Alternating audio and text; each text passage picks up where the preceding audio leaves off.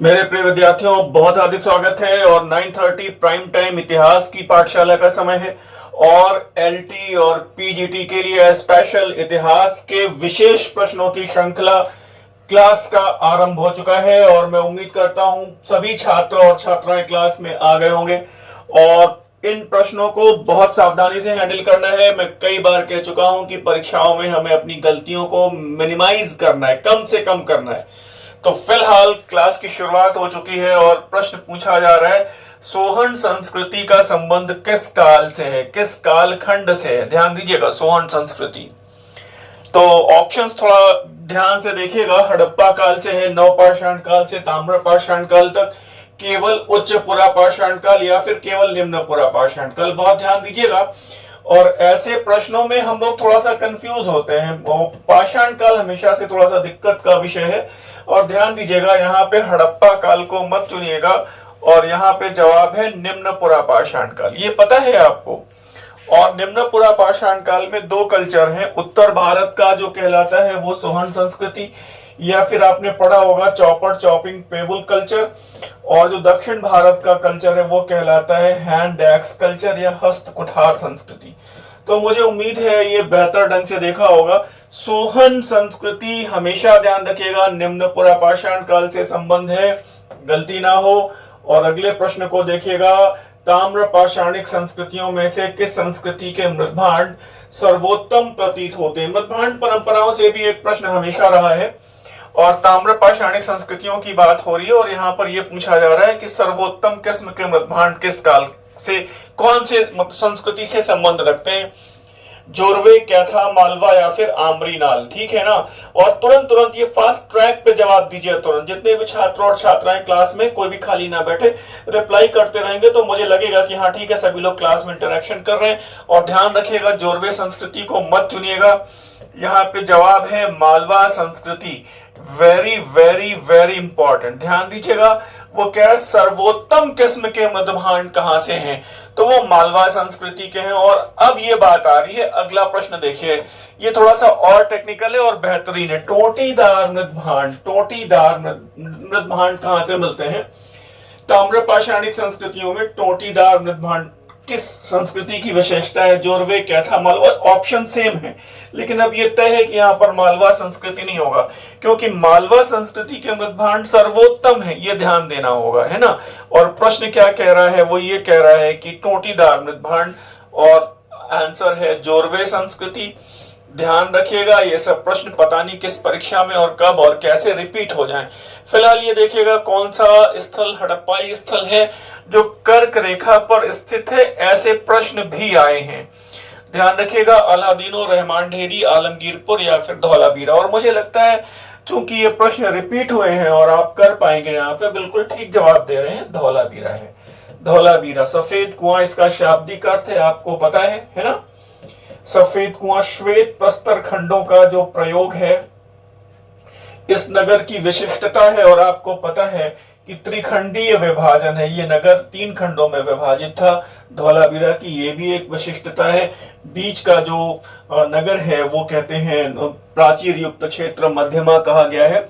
हमेशा ये पूछा जाता है कि किस नगर की योजना त्रिखंडीय थी, 3 नगरों में विभाजित थी, तो वो धौलावीरा है। ठीक है। और ये देखिएगा, यमुना की सहायक नदी हिंडन के किनारे है और हड़प्पा सभ्यता का सर्वाधिक पूर्वी छोर है आलमगीरपुर। ये सारे प्रश्न आते हैं, कभी उत्तरी छोर कभी दक्षिणी छोर, ऐसे पूछता रहता है।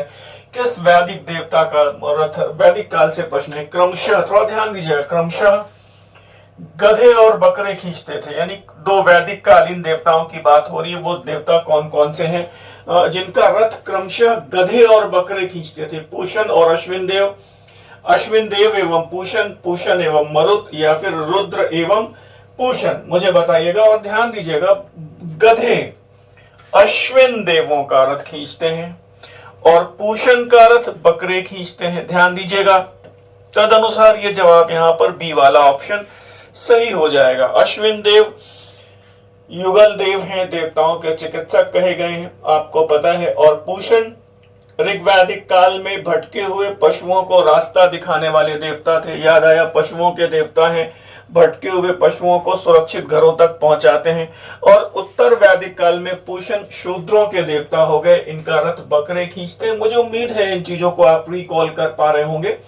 और देखिएगा वो कह रहे हैं वैदिक काल में रसातल में गई पृथ्वी। रसातल मतलब जल के अंदर, पाताल में चली गई।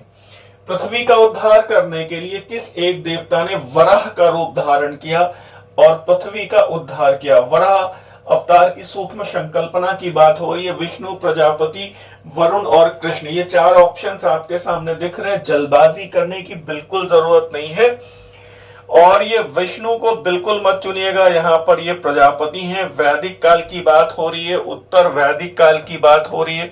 और अवतारवाद की सूक्ष्म संकल्पना मैंने आपको बताया था, शतपथ ब्राह्मण में मिलती है। स्पष्ट संकल्पना सर्वप्रथम श्रीमद् भगवद गीता में मिलती है, जिसमें लॉर्ड कृष्णा घोषणा करते हैं परित्राणाय साधूनाम विनाशाय च दुष्कृताम धर्म संस्थापनार्चाय संभवामि युगे युगे, ऐसा बोला है। या फिर बोला है यदा यदा ही धर्मस्य ग्लानिर्भवति भारत। आपको पता है। तो फिलहाल वैदिक काल में ये प्रजापति हैं, गलती मत करिएगा। और अगला क्वेश्चन देख लीजिएगा, किसके शासन काल में भगवान बुद्ध कौशाम्बी आए? किसके शासन काल में बुद्ध कौशाम्बी आए? और इसमें शतानीक है और उदयन है, निचक्षु है, कुशाम्ब है। और मुझे लगता है सरल प्रश्न है और इसको कर पाएंगे। और ये बढ़िया प्रश्न है। उदयन के काल में बुद्ध भगवान कौशाम्बी आए। बहुत अच्छे से ध्यान दीजिएगा। और एक प्रश्न ये भी है कि कौशाम्बी के शासक उदयन को बौद्ध धर्म में किसने दीक्षित किया था? इस बात का जवाब आपको देना है। कौशाम्बी का शासक उदयन वत्स जैसे कह रहे हैं। और इनको किसने बौद्ध धर्म की दीक्षा दी? किस बौद्ध भिक्षु ने दी? आपको बताना होगा। ये जवाब मैं आपके लिए छोड़ रहा हूं। और ये ध्यान रखिएगा कि वो कौशाम्बी की स्थापना किसने की? महाभारत काल में ऐसा कहते हैं कि वो इंद्रप्रस्थ में बाढ़ आ गई, तो कौशाम्बी को किसने बसाया? वो निचक्षु ने बसाया। याद आ रहा है आपको? बहुत इंपॉर्टेंट प्रश्न है ये सब, तो ध्यान रखिएगा, गलती ना हो। और प्रश्न तो आप ये ध्यान रखिएगा, अभी आने वाले दिनों में बहुत सारे नए और स्पेशल प्रश्नों पर हम लोग भी डिस्कशन करेंगे। बुद्ध ने अपनी मृत्यु के उपरांत अपने जीवन काल में संघ के नेतृत्व के लिए किसे नामित किया? किसे नामित किया? किस शिष्य को नामित किया? उपाली, आनंद, महाकश्यप या फिर उपर्युक्त में से कोई नहीं। संघ का नेतृत्व कौन करेगा? बुद्ध ने किसे अपना उत्तराधिकारी सुनिश्चित किया? तो ध्यान रखिएगा, बिल्कुल नहीं, किसी को नहीं। अपना अंतिम उपदेश, ध्यान दीजिएगा, यहां पर यह भी एक प्रश्न है। अपना अंतिम उपदेश किसे दिया?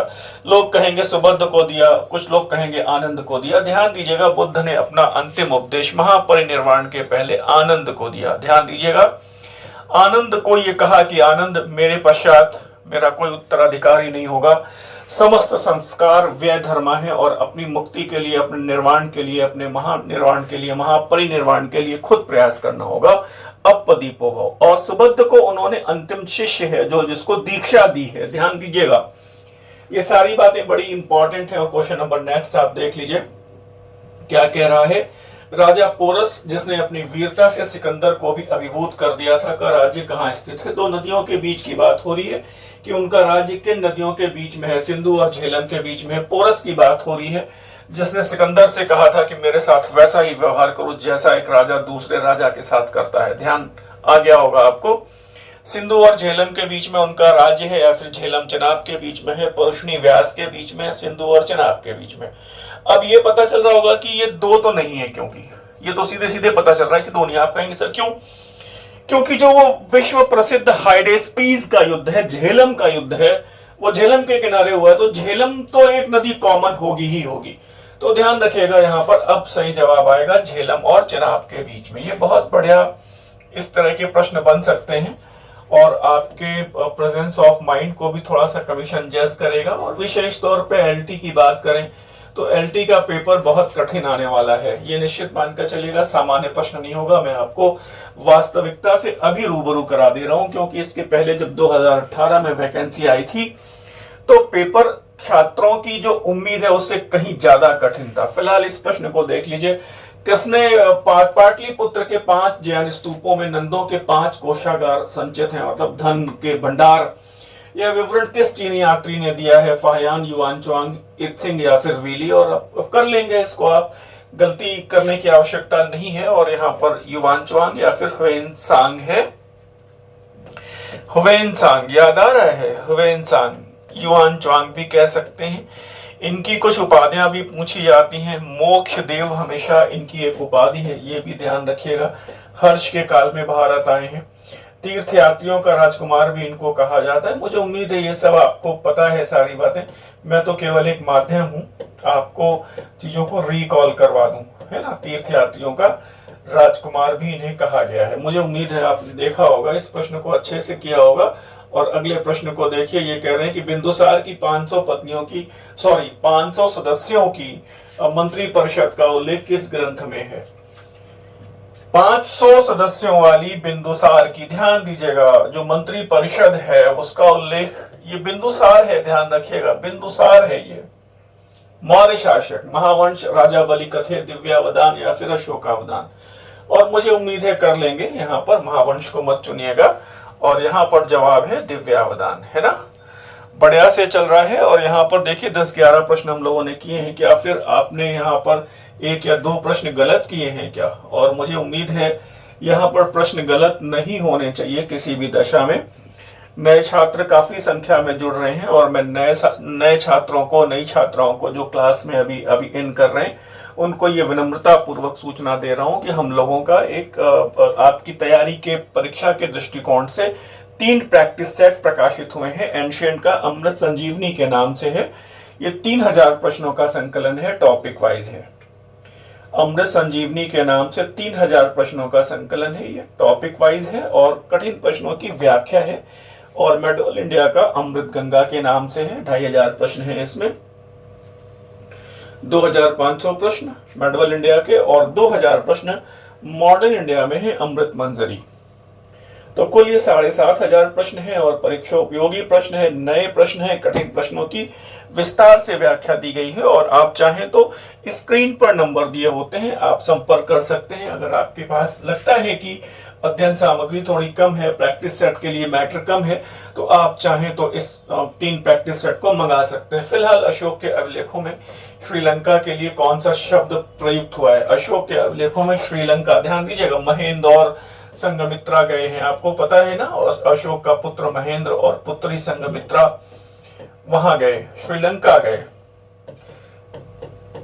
श्रीलंका का समकालीन शासक कौन है, तिस्स है ना। ये अशोक के अनुकरण पर देवानाम पेदस्सी की उपाधि भी लेता है, आपको पता है, ये सारी बातें पता है। और एक बात और मैं बता दूं यहाँ पर कि महेंद्र और संघमित्रा किस बंदरगाह से गए, तो ध्यान रखिएगा दक्षिण भारत से नहीं गए, वो पूर्वी भारत का बंदरगाह है ताम्रलिप्ति, ध्यान रखिएगा, ताम्रलिप्ति बंदरगाह से वो श्रीलंका के लिए गए। अब प्रश्न आपका ये कह रहा है कि वो अभिलेखों में श्रीलंका के लिए कौन सा शब्द प्रयुक्त हुआ है। सिंघल द्वीप, ईलमंडलम, ताम्रपर्णी या फिर यवन द्वीप। ध्यान रखिएगा गलती हो सकती है और मुझे लगता है अधिकांश छात्र गलती कर सकते हैं, और ये है ताम्रपर्णी। ध्यान रखिएगा ताम्रपर्णी श्रीलंका है।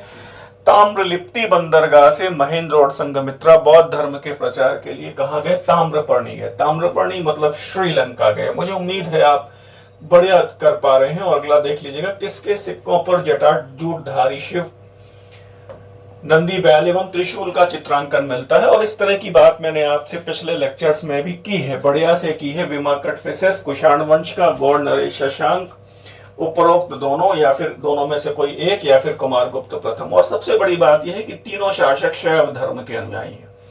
तो ध्यान रखिएगा यहाँ पर उपरोक्त दोनों, यहाँ पर ध्यान रखना है उपरोक्त दोनों, ये बहुत इंपॉर्टेंट है। कुछ विशेष बातें और बता देता हूं। शैव धर्म का ये कट्टर उपासक शासक है, कट्टर है, और इसने बोधि वृक्ष पीपल को कटवा दिया था। इसे बौद्ध द्रोही भी कहा जाता है शशांक को, ठीक है ना। विमा कटफिसेस कुषाण वंश का शासक है। ये पहला विदेशी है जिसने शैव धर्म के प्रति अनुरक्ति दिखाई और शैव धर्म को स्वीकार किया। सिक्कों पर जटाजूटधारी शिव और नंदी, बैल, भगवान त्रिशूल का चित्रांकन हुआ है। गुप्त वंश में कुमारगुप्त एकमात्र ऐसा शासक है जो शैव धर्म का मतानुयायी है, शैव धर्म का मतानुयायी है।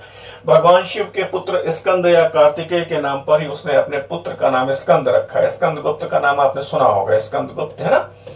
तो भगवान शिव के पुत्र के नाम पे। ध्यान रखिएगा मयूर शैली की जो मुद्रा प्रणाली की शुरुआत है, मयूर का अंकन किसके सिक्कों पे हुआ है, कुमारगुप्त प्रथम के सिक्कों पे हुआ है।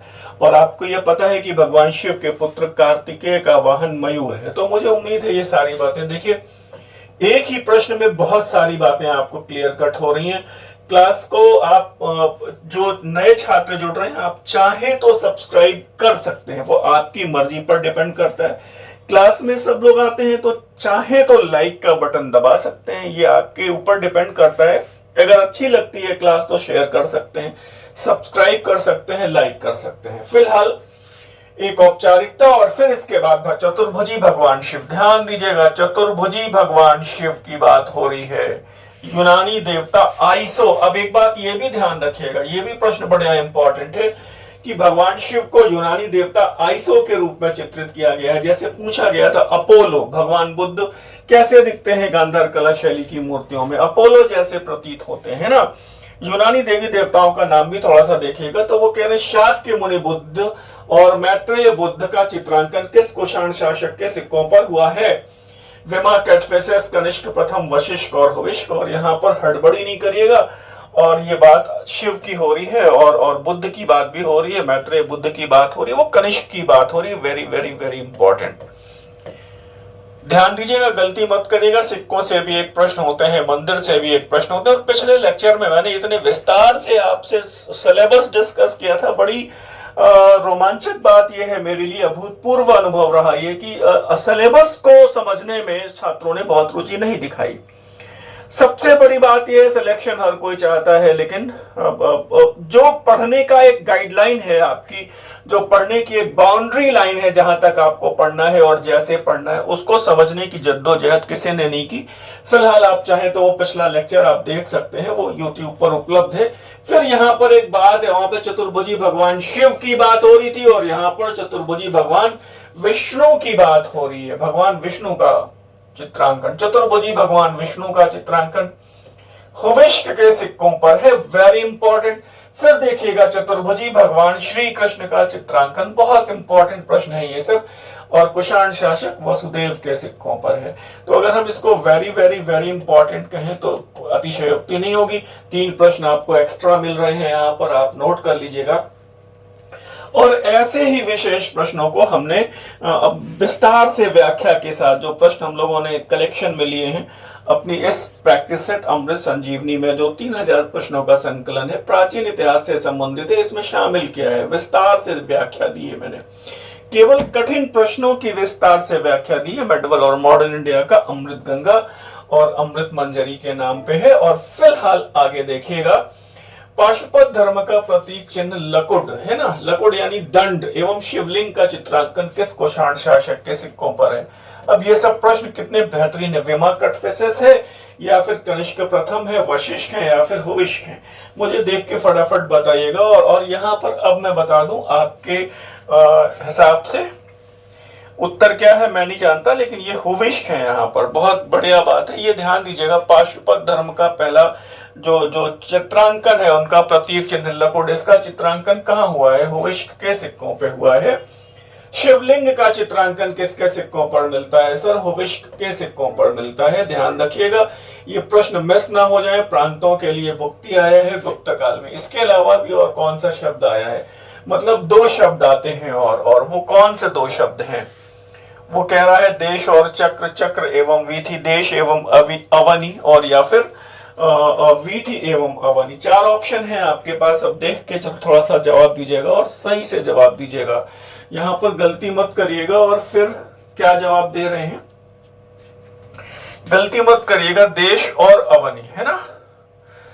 ये यहाँ पर प्रांतों के लिए, स्टेट्स के लिए आया है। भुक्ति के साथ पर्यायवाची के रूप में ये आया है। कौन सा? देश और अवनी। बढ़िया है। आगे देखिएगा, किस शासक के सिक्कों पर उसकी उपाधि शाही जौबल का अंकन हुआ है? शाही जौबल का अंकन किसके सिक्कों पे हुआ है? कनिष्क, मेनांडर, तोरमान या फिर खुशनेबाज? ध्यान रखिएगा, ये किसी विदेशी शासक के बारे में बात हो रही। शाही जौबल, ये ध्यान दीजिएगा। और कहने की बात नहीं है कि हम प्रश्न जो क्लास में शामिल होते हैं वो हमेशा अच्छे ही रहते हैं। कनिष्क, मेनांडर और तोरमान और खुशनेबाज। और यहाँ पर जवाब है तोरमान। ध्यान दीजिएगा, तोरमान हूण शासक है। तोरमान। मेरकुल को किसने परास्त किया था? मेनांडर पहला विदेशी शासक है हिंद यवन, जिसने बौद्ध धर्म के प्रति अनुरक्ति दिखाई। ये सारी बातें आपको बेहतर ढंग से पता होनी चाहिए, पता है। और अगले प्रश्न की तरफ नजर डालिएगा। और अगला प्रश्न कह रहा है कि भीतर गांव का मंदिर है, ईंटों का बना ये पहला मंदिर है भारत में, ईंटों का बना पहला मंदिर, ये ध्यान रखिएगा। पहली बात तो ईंट निर्मित मंदिर है ना, ईंटों से निर्मित पहला मंदिर है ये। और है कहां पर ये? भीतर गांव, सतना, कानपुर, एरन, देवगढ़, झांसी। और गलती मत करिएगा। और यहाँ पर जवाब है कानपुर, उत्तर प्रदेश में, है ना। ये सब प्रश्न मंदिरों से भी अच्छे अच्छे प्रश्न हैं।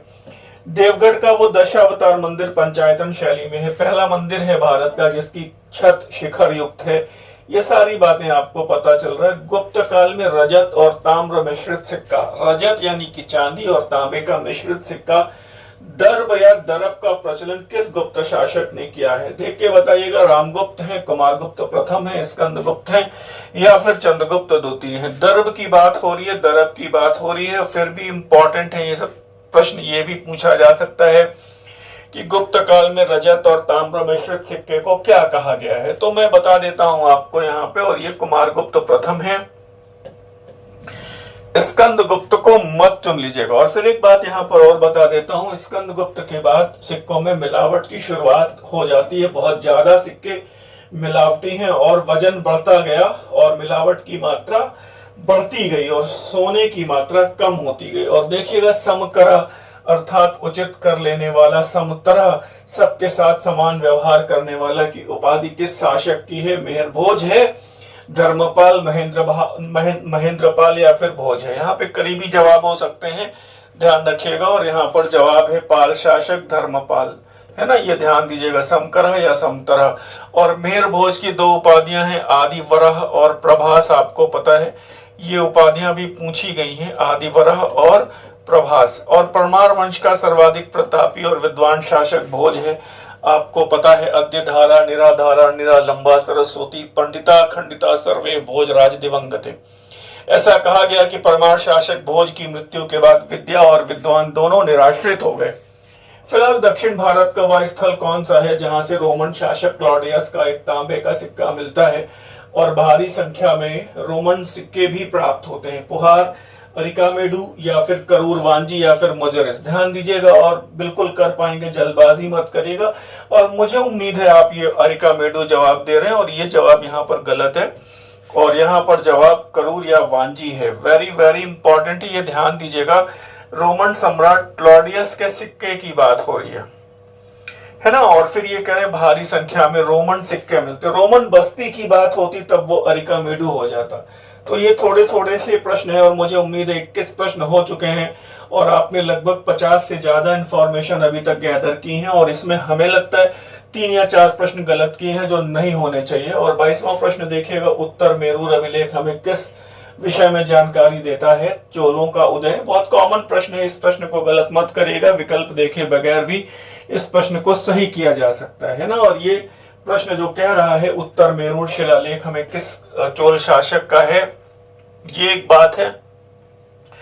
और ये चोलों की स्थानीय स्वायत्तशासी ग्रामीण जो प्रशासनिक संस्थाएं हैं, ग्रामीण प्रशासन है, उनके बारे में हमें ये जानकारी मिलती है। सभी ने सही जवाब दिया होगा, गलत नहीं किया है। मत्तविलास प्रासन एवं भगवद्जुकीयम नामक ग्रंथों की रचना किस शासक ने की है? और यहाँ पर मुझे उम्मीद है आप कर पाएंगे किसने की है, और बिना देखे जवाब आप याद आ जाना चाहिए। और ये है महेंद्र वर्मन प्रथम। याद आया। और फिर सोमेश्वर तृतीय ने एक पुस्तक रची है, वो कौन सी है मुझे बताइएगा। सोमेश्वर तृतीय की एक पुस्तक है जो शिल्प शास्त्र का ग्रंथ है, उसका नाम आप बता दीजिए। याद नहीं कर पा रहे हैं शायद। वो पुस्तक है मानसोल्लास। और फिर प्रवर सेन द्वितीय की एक पुस्तक है, हमेशा पूछी जाती है, सेतुबंध। याद आया, 4 अश्वमेध यज्ञ करने वाला प्रवर सेन प्रथम। और ये सेतुबंध पुस्तक की रचना किसने की? प्रवर सेन द्वितीय। और अमोघ वर्ष की 2 पुस्तकें आप बताइएगा, कविराज मार्ग एवं प्रश्नोत्तर मलिका। फिलहाल क्वेश्चन नंबर 24 देखिएगा। वह पहला मुस्लिम शासक जिसने भारत में भारतीय शैली के सिक्के प्रचलित किए और अपने सिक्कों पे संस्कृत में कलमा अंकित करवाया। संस्कृत में कलमा, ये एक पिन पॉइंट है इस प्रश्न का। और देख लीजिएगा और बताइएगा इल्तुतमिश है, महमूद गजनवी है, मोहम्मद गौरी है या फिर अलाउद्दीन खिलजी है। और मुझे उम्मीद है आप कर पाएंगे। संस्कृत में जो कलमा कॉन्सेप्ट है वो महमूद गजनवी है, बहुत इंपॉर्टेंट है। और मोहम्मद गौरी के सिक्कों पे ऐसा कहते हैं जो सिक्के पुनरांकित करवाए गए मां लक्ष्मी का चित्रांकन हुआ है। ये सब प्रश्न कई बार आए हैं भाई, और यहाँ पे हड़बड़ी में गलती ना हो। दिल्ली सल्तनत में पहली बार सिक्के शुरू किए इल्तुतमिश ने, ये बात आपको पता है। इल्तुतमिश की न्यायप्रियता की प्रशंसा किसने की? और इसने कहा कि अपने महल के द्वार पे न्याय की घंटियां टंगवाई, जिसे बजाकर कोई भी व्यक्ति सीधे सुल्तान से फरियाद कर सकता था। सिराज इब्न बतूता, अमीर खुसरो या फिर अमीर हसन। मतलब इल्तुतमिश की न्याय व्यवस्था की प्रशंसा की बात कौन से इतिहासकार ने, किस लेखक ने की है? और ध्यान रखिएगा यहाँ पे सिराज को मत चुनिएगा, यहाँ पे सही जवाब है इब्न बतूता। ये इब्न बतूता वही हैं जो मोहम्मद बिन तुगलक के काल में भारत आए थे, और इनकी पुस्तक है रेहला। और ये भी पूछा गया है कि रेहला की रचना किस भाषा में हुई है, और मुझे उम्मीद है आपको पता है और आप बिना किसी संकोच के बता पा रहे हैं। रेहला की भाषा अरबी है ना? रेहला की भाषा अरबी है, और भारतीय इतिहास में मेडवल इंडिया के रेफरेंस में 3 किताबें अरबी भाषा में है। फिलहाल वो कह रहे हैं कि सुल्तान ने ख्वाजा साहिब दीवान नामक अधिकारी की नियुक्ति की। ख्वाजा साहिब दीवान है ना, तो अब या तो साहिब दीवान पढ़िए और या फिर पिन पॉइंट है इसका ख्वाजा, और ख्वाजा की बात आएगी तो फिर अब आप यहाँ पर देख सकते हैं और खूब आराम से आएगा, और जवाब आएगा गयासुद्दीन बलबन। याद आया? बहुत इंपॉर्टेंट है। सिकंदर शाह लोधी कविताएं लिखता था, इसका नाम आपको पता है, इसका नाम है गुलरुखी। याद आया? इसका नाम है गुलरुखी। मोहम्मद बिन तुगलक ने किन विभागों की स्थापना की? विशेष तौर पर एक विभाग है दीवाने कोही, कृषि विभाग। फिलहाल दिल्ली सल्तनत में जियाउद्दीन बर्नी ने टका एवं जीतल, 2 सिक्के तो ये हैं ही, टका और जीतल प्रमुख सिक्के हैं। चांदी का टका और जीतल तांबे का है, इल्तुतमिश ने चलाया था। बर्नी किन और 2 सिक्कों का विशेष तौर पे उल्लेख करते हैं? दरब दाम दिनार, अदली दंग और दिरहम दिरहम और दिनार। जल्दी से जवाब दीजिए, मैं आपको समय दे रहा हूं। और सही बात है, यहाँ पर सही ऑप्शन आएगा दंग और दिरहम। ये इंपॉर्टेंट बात है। बर्नी 2 और सिक्कों की बात करते हैं, है ना? और कभी ये भी पूछा गया है कि दिल्ली सल्तनत में बर्नी के अनुसार सबसे छोटा सिक्का कौन सा था? तो फिलहाल यहाँ पर आपके पास वो इंटरचेंज रेट दिया हुआ है, आप स्क्रीनशॉट ले सकते हैं, नोट कर सकते हैं। बर्नी के अनुसार दिल्ली सल्तनत का सबसे छोटा सिक्का दिरहम था। 1 टका में 48 जीतल बराबर 192 दंग बराबर 490 दिरहम। इस तरह 1 टका में कितने दिरहम हो गए? 490 दिरहम। और 1 जीतल में कितने दंग हो गए? 4 दंग हो गए, है ना? ये ध्यान दीजिएगा। दंग या कहीं कहीं पर ऐसा भी लिखा मिलेगा, डांग शब्द भी आ सकता है, लेकिन आप अपनी कॉमन सेंस के हिसाब से यूज कर लीजिएगा परीक्षा भवन में। बीबी जुलेखा को किस सूफी संत की माता होने का गौरव प्राप्त है? बीबी जुलेखा को किस सूफी संत की माता होने का गौरव प्राप्त है? ध्यान दीजिएगा। शेख सलीम चिश्ती, बाबा फरीद, निजामुद्दीन औलिया या फिर ख्वाजा मोइनुद्दीन चिश्ती। और मुझे उम्मीद है कर पाएंगे। निजामुद्दीन औलिया साहब, योगी सिद्ध याद आया आपको, हुर्मुज दिल्ली दूरस्त याद आया आपको, उपाधियां भी याद आ जानी चाहिए। शेख उल हिंद कौन है? सुल्तान उल हिंद कौन है? तो सलीम चिश्ती शेख उल हिंद और ख्वाजा मोइनुद्दीन चिश्ती सुल्तान उल हिंद। याद रहना चाहिए। आजीविका के लिए कृषि को अपनाने वाले एकमात्र सूफी संत, कृषि को अपनाने वाले आजीविका के लिए कौन है? बाबा फरीद, हमीदुद्दीन नागौरी, गेसूदराज या फिर निजामुद्दीन औलिया। और अब मुझे लग रहा है इसका भी जवाब आप दे पाएंगे, और ये है हमीदुद्दीन नागौरी। सुल्तान उत तारिकीन उपाधि इनकी है, ध्यान रखिएगा, असहायों के बादशाह। गेसूदराज की उपाधि आप बता दीजिए, और निजामुद्दीन औलिया की उपाधियां मैंने आपको अभी बताई हैं, है ना? तो सूफियों से उपाधियों का बड़ा रिलेशन है। फिलहाल ये कह रहे हैं कि टकसालों की संख्या मेडवल इंडिया में सर्वाधिक किसके शासनकाल में? प्रश्नों के पिन पॉइंट बहुत ध्यान से देखिएगा। दिल्ली सल्तनत एवं मुगल काल में क्रमशः पूछ रहा है, ऐसा ना हो जाए कि वो हम लोग मुगल काल को पहले कर दें। पहले दिल्ली सल्तनत का बताइए, फिर मुगल काल का बताइए। और फिर ऑप्शंस आपके सामने हैं, तुगलक, मोहम्मद बिन और औरंगजेब, मोहम्मद बिन तुगलक अकबर, मोहम्मद बिन तुगलक शेरशाह सूरी, सिकंदर शाह लोदी और शेरशाह सूरी। और मुझे उम्मीद है इस प्रश्न का जवाब आप दे पाएंगे, और यहाँ पर सही जवाब है मोहम्मद बिन तुगलक एवं औरंगजेब, है ना। ये बहुत इंपॉर्टेंट है, गलती से शेरशाह सूरी को मत चुनिएगा। लेकिन शेरशाह सूरी की मुद्रा प्रणाली को एक बार पढ़ जरूर लीजिएगा, और कोशिश करते हैं थोड़ा सा अभी चीजें और क्लियर हों, थोड़ा सा समय और बीते, तो हम लोग क्लास में यहीं पर यूट्यूब पर ही सब कुछ डिस्कस करने वाले हैं। धीरे धीरे करके हम लोग टॉपिक वाइज भी कुछ महत्वपूर्ण टॉपिक भी पढ़ने वाले हैं। बहुत से लोग जुड़ रहे हैं, बहुत सारी क्वेरीज आ रही हैं, और तब तक कि जब तक हम कुछ चीजें अनाउंस कर रहे हैं, आप अपनी प्रैक्टिस के लिए चाहें तो कम से कम ये 7,500-8,000 प्रश्न, 7,500 प्रश्न एग्जैक्ट आप इसको हल कर सकते हैं अमृत संजीवनी के लिए। एंशिएंट इंडिया 3,000 प्रश्नों का टॉपिक वाइज संकलन है, बहुत ऑथेंटिक और बहुत बहुत प्रामाणिकता के साथ एग्जाम ओरिएंटेड प्रश्नों को संकलित किया गया है। ये एंशिएंट का है, मेडवल का अमृत गंगा के नाम से है। 2,500 प्रश्नों का ये संकलन है हमारा।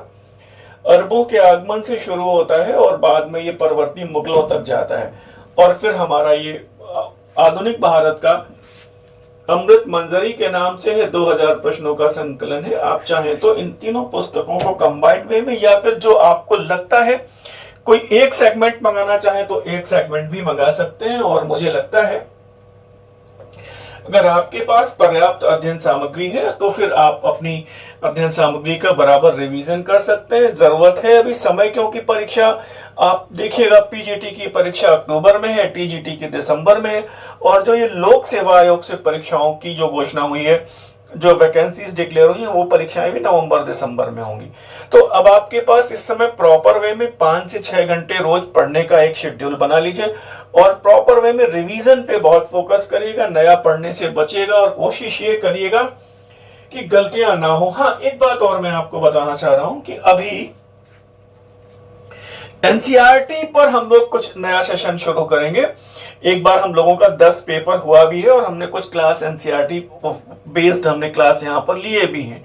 आपकी एलटी में ध्यान रखिएगा, ये एनसीईआरटी एक बड़ा महत्वपूर्ण रोल प्ले करने वाली है।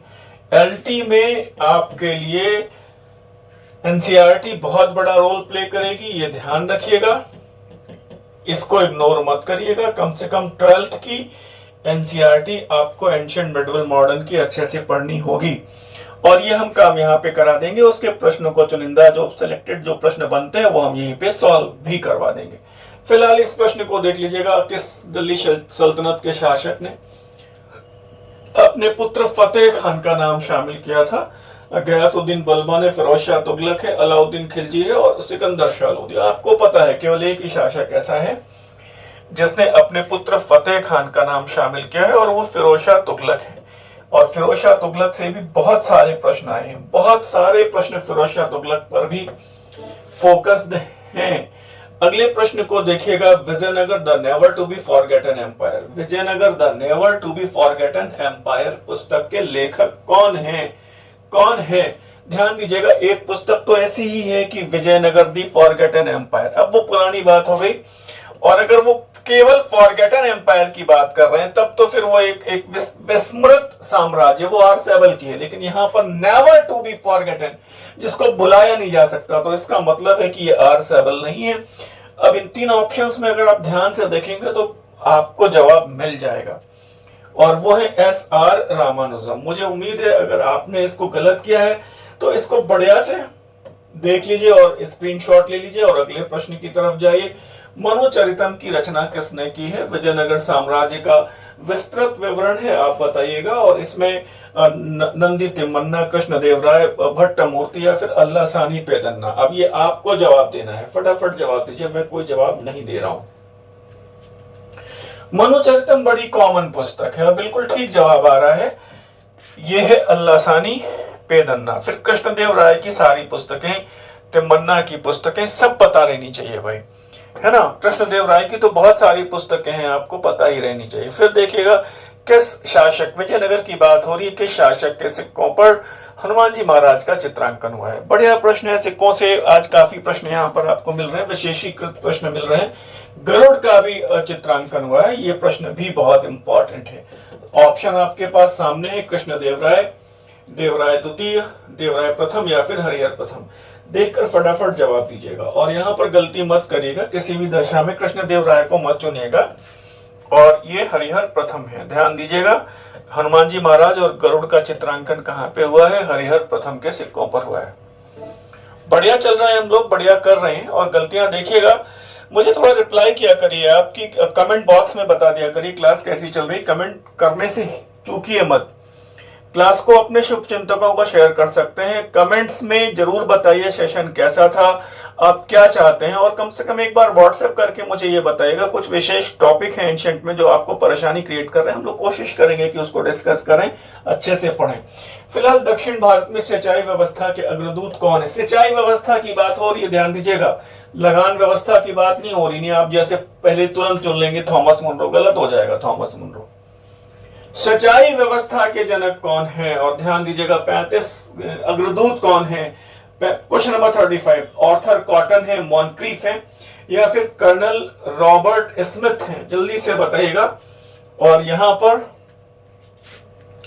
ऑर्थर कॉटन है, बहुत बहुत इंपॉर्टेंट है, मॉनक्रीफ को मत चुनिएगा। और दक्षिण भारत में सिंचाई व्यवस्था के अग्रदूत कौन है? जानबूझकर यहां पर दो ऑप्शंस रखे गए, थॉमस मुनरो और मॉनक्रीफ। फिलहाल किस विद्वान ने बाबर की आत्मकथा को तुझो के बाबरी को, बहुत ध्यान से देखिएगा, हर टॉपिक टच किया है, दो दो तीन तीन प्रश्न हर टॉपिक से आया है। अभी लंबा चलने वाला है सेशन।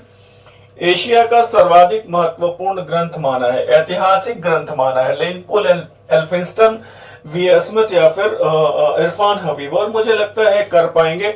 और आपका दिमाग अगर लेनपुल की तरफ जा रहा है तो खतरनाक जोन में है, और ये जवाब है एल्फिंस्टन। और वेरी इंपॉर्टेंट, अब मेरे प्रश्न इंपॉर्टेंट है ही सर, है ना। अब छोटे छोटे प्रश्नों को मैं जानबूझ कर डिस्कस नहीं करता हूं, टेक्निकल प्रश्नों को जानबूझकर लेकर आता हूं कि कम से कम क्लास का समय आपका जाया ना हो। कम से कम अगर क्लास में आप आए हैं और बैठे हैं तो कम से कम कुछ नया सीखने को तो मिले। बाबर की आत्मकथा तुझो के बाबरी का फारसी अनुवाद सर्वप्रथम किसके शासनकाल में हुआ? अकबर, जहांगीर, अकबर, शाहजहां, हुमायूं या फिर बाबर? अकबर, शाहजहां, हुमायूं या फिर बाबर? और अकबर को फिर चुन रहे हैं तो गलत है, ये बाबर के काल में ही हो गया है। बाबर की आत्मकथा तुझो के बाबरी, ये तुर्की भाषा की पुस्तक है, वाकयात बाबरी भी कहलाती है, तुर्की भाषा की पुस्तक है। फारसी में अनुवाद बाबर के समय हुआ है, पहला अनुवाद। और किसने किया है ये पहला अनुवाद? बाबर का ये जो सद्र सुदूर है वो जैतुद्दीन ख्वाजा ने किया है, पहला अनुवाद। फिर हुमायूं के काल में दो हुए हैं फारसी अनुवाद, जैन खान और पाइंदा हसन। अकबर के समय अब्दुल रहीम खाने खाना, और शाहजहां के समय मीर अबू तलिब तुर्बाती। 5 फारसी अनुवाद हैं। अंग्रेजी अनुवाद किसने किया है? हिंदी अनुवाद किसने किया है? ध्यान रखिएगा, जो सबसे फेमस वाला अनुवाद है वो अब्दुल रहीम खाने खाना वाला है। पहला अनुवाद कौन सा है? बाबर के काल में ही, वो जैतुद्दीन ख्वाजा का है। फिलहाल पेरिस की रॉयल एशियाटिक सोसाइटी की सदस्यता किसे प्रदान की गई?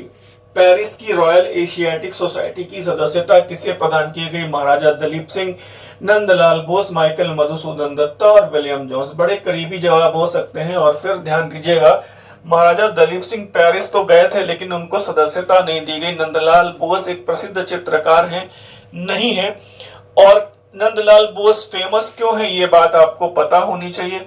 और ये है माइकल मधुसूदन दत्ता। और आपको ये भी पता होगा कि इन्होंने दीनबंधु मित्रा की पुस्तक नील दर्पण का जो नाटक है उसका अंग्रेजी अनुवाद भी किया था। मुझे उम्मीद है बढ़िया कर रहे हैं। थोड़ा सा देखिएगा, ये कह रहे हैं कि किस क्रांतिकारी ने 12 जनवरी 1924, थोड़ा ध्यान दीजिएगा, तारीखों पर भी ध्यान दीजिएगा, इतने सारे प्रश्नों को मैंने समाहित करने की कोशिश की है। 1924 है ना। कलकत्ता की बात हो रही है। क्रूर पुलिस कमिश्नर चार्ल्स टैगार्ड की हत्या का प्रयास किया था, लेकिन संयोग देखिए, दुर्भाग्य देखिए कि वो असफल रहे और पहचान न होने के कारण एक दूसरा अंग्रेज मारा गया, शचीन्द्र नाथ सान्याल, गोपीनाथ साहा, मास्टर दास सूर्यसेन एवं गणेश घोष या फिर तारकेश्वर दस्तीकार। और फिर अब देखिएगा बड़े करीबी जवाब हो सकते हैं, और जवाब अगर सूर्यसेन की तरफ जा रहा है तो गलत हो जाएगा। यहां पर गोपीनाथ साहा हैं।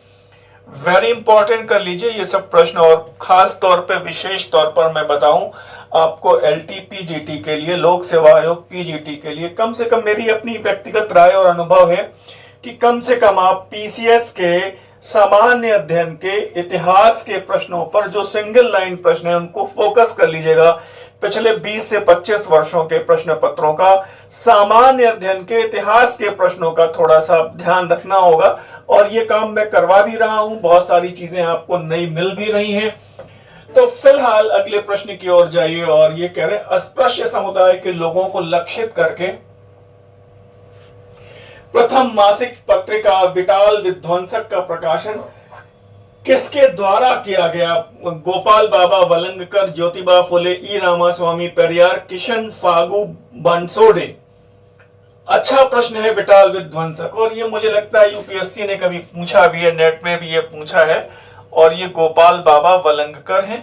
ध्यान रखिएगा, बड़ा बड़ा लिख दिया है, वेरी इंपॉर्टेंट। ये सब प्रश्न आपके एलटी के लिए, पीजीटी हिस्ट्री के लिए बहुत महत्वपूर्ण रोल प्ले करेंगे सर। ध्यान रखिएगा गलतियां ना हो, और आपके रिवीजन को एक महत्वपूर्ण दिशा, एक सही डायरेक्शन, और आपकी जो अब तक रिवीजन किया है उसको बढ़िया से मुकम्मल कर सके। मैं बताना चाह रहा हूं आपके लिए मॉडर्न इंडिया की ये अमृत मंजरी 2000 प्रश्नों का टॉपिक वाइज प्रैक्टिस सेट कठिन प्रश्नों की व्याख्या के साथ है। मेडवल इंडिया का ये अमृत गंगा के नाम से 2500 प्रश्न है, कठिन प्रश्नों की व्याख्या के साथ है। आप देख सकते हैं स्क्रीन पर नंबर भी दिए होते हैं, और फिर ये एंशिएंट का 3000 प्रश्नों का अमृत संजीवनी के नाम से है, प्रागैतिहासिक काल से शुरू होता है।